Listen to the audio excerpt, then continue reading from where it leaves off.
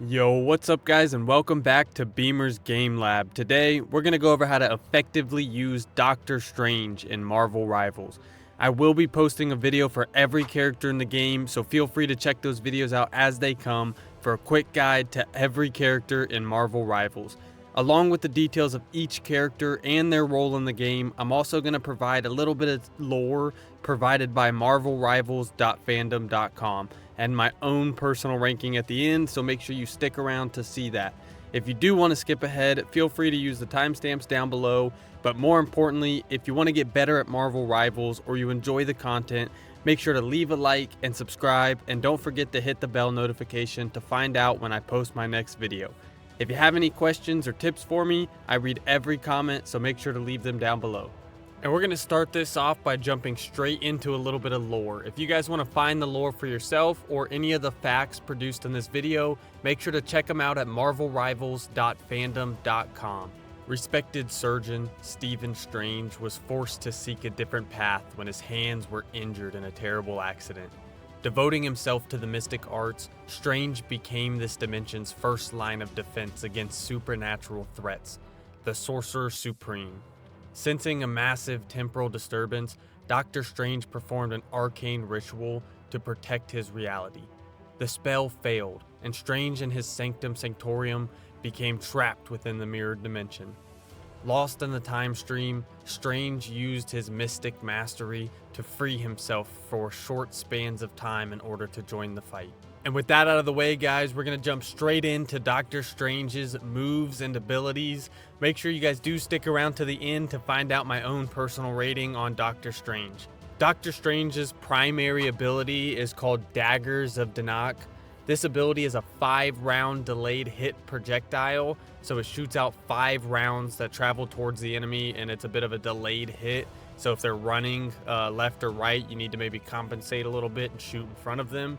This does 18 damage, so it's not a lot. You can shoot 8 of these before having to reload with the fire rate at 5.56 rounds per second.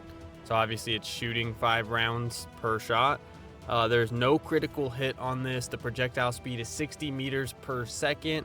It sounds fast, but it doesn't feel that fast when you're using him. I'll at least say that.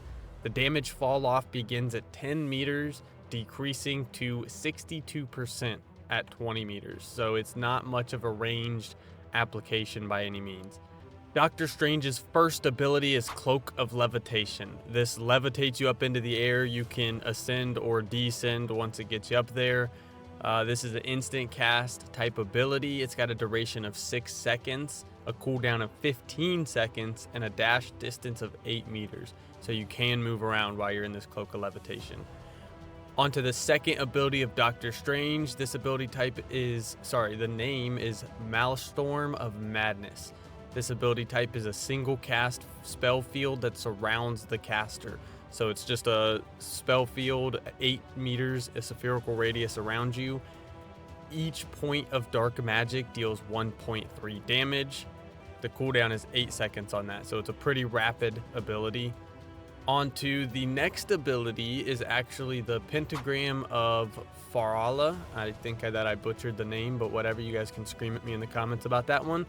This opens a portal between 2 locations, enabling all units to travel through them. So it is what it sounds like, and if you guys have played, you've probably seen it. It is literally a portal. Ability type is a multi-segment release, so it starts you off with the first side of the portal. You place that, and then you travel through with like a little camera that follows around, so your body's actually standing still, and you place another portal on anywhere in the map that you decide to travel to. The duration is 20 seconds. The portal's up for 20 seconds, and the cooldown is 180 seconds. So this is a very slow ability. And I'll be honest, I think they should cut that in half. It's a pretty good ability, but for the most part, it's not so overpowered that it needs that long of a cooldown, in my opinion.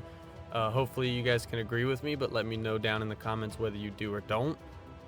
On to the last ability of Doctor Strange, excluding the ultimate. This is just the last of his regular abilities. This is called the Shield of Seraphim. I also probably butchered that. Create a protective barrier against damage. This is literally a shield that you pop up, kind of like Captain America's shield. but it's Doctor Strange's shield from the movies, from the comics. You guys have all seen it. Ability type is channeled. Cooldown is 3 seconds if it's destroyed, so it's extremely rapid. Real nice to have that at all times. Maximum shield value 800, so it can hold up to 800 damage. Recovery shield value 80 per second. Delayed recovery after release -1 second. Okay, yeah, so I'm editing this video now, and I don't know why I said -1 second. It was just a dash and then 1 second. So I actually meant to say 1 second. And moving on to Doctor Strange's passive ability. This one's a little bit weird. I'm going to try to break it down the best that I can. It's called Price of Magic. Dark magic accumulates with every hit on an enemy. If dark magic peaks for too long, Doctor Strange will be cursed with an anti-heal. So basically what this is the more you hit an enemy, the more you will have a meter on your screen that fills up with dark magic. If you hit an enemy and this bar fills up and then you continue to just hit enemies over and over again while this bar is filled up, and you do this for too long, you're going to get a thing known as anti-heal, where you have to wait and just stop using your magic for a little bit. And when this bar goes down, the dark magic bar, then the anti-heal will go away and you can accept healing again. But while the bar is up, not right when it gets up, it's got to be up there, and you held it up there for too long, you will then get anti-heal, and you will notice all of the sudden no one's healing you. It's not their fault, it's yours. The duration for this is 2 seconds. Anti-heal activation delay at peak dark magic, 3 seconds. So it's got a duration of 2 seconds, and it activates when your when your dark magic is peaking for longer than 3 seconds. Generate dark magic. Daggers of Danak. Each hit generates 3.5 dark magic. And I have to say, this passive absolutely sucks. I'm not asking for a perfect character, so I'm not asking that they get rid of it, but I dislike it. I have so much respect for Doctor Strange as a character. This ability sucks so bad, but the shield's good, so, win some, you lose some. On to Doctor Strange's ultimate. This is called Eye of Agamotto. Separate nearby enemies' souls from their body. Damage dealt to these souls is transferred to their physical bodies. So this literally, anyone in the range of you, it just sends their soul out of their body, kind of like you've seen in the movies, and it holds them there for a duration of 3 seconds actually. And it does damage while they're in that mode, but any damage you also do to them or their soul goes to their physical body. This ability type is a single cast spell field that surrounds its caster. It's got a damage of 60.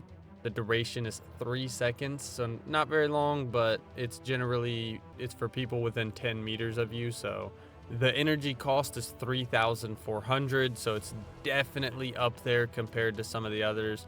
It's close to average, but it's up there. The team up ability for Doctor Strange is with Hulk. Hulk and Iron Man. Hulk charges Doctor Strange and Iron Man with gamma radiation. When Doctor Strange uses his Maelstrom of Madness, he unleashes the Gamma Maelstrom. When Iron Man uses Armor Overdrive, he will initiate a Gamma upgrade. This ability is a single cast spell field. The damage is each point of dark magic deals 1.4 damage, so that's more than the original, I think 1.2. The cooldown is every 8 seconds, so it's pretty rapid. The range is 10 meters in a spherical radius around you, so it's on the larger side. It's got a special effect at peak dark magic. You will no longer be subject to anti-heal. That is huge. So if you've already got Hulk and Iron Man on the team, Doctor Strange automatically goes up, possibly to S tier, but maybe to A tier even.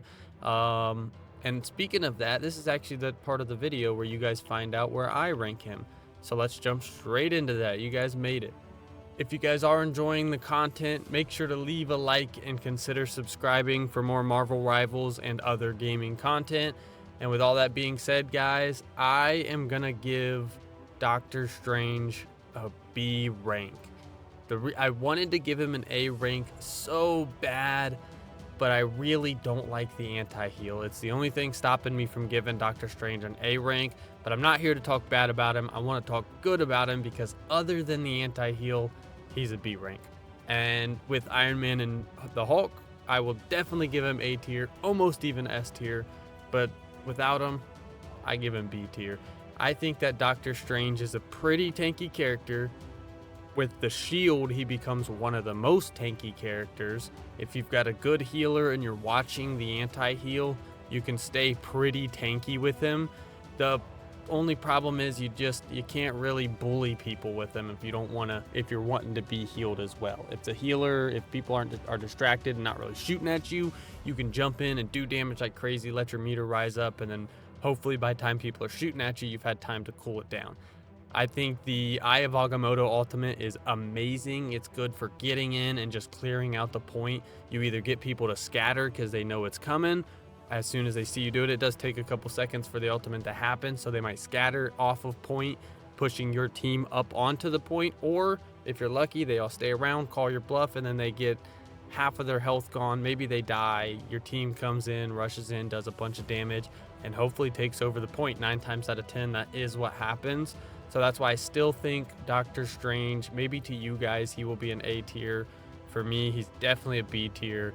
I do recommend using Doctor Strange because I think he is a bit flexible. I think other people might enjoy him a little better, or maybe they're better with that play style. So definitely give him a try. But with all that being said, guys, that is it. That is all I have for Doctor Strange. Now, I do want to know what all of your guys' favorite Marvel rival characters are, so make sure to leave those down in the comments below. If you learned anything from the video or you just like the content, make sure to leave a like and subscribe, and I'll see you guys in the next.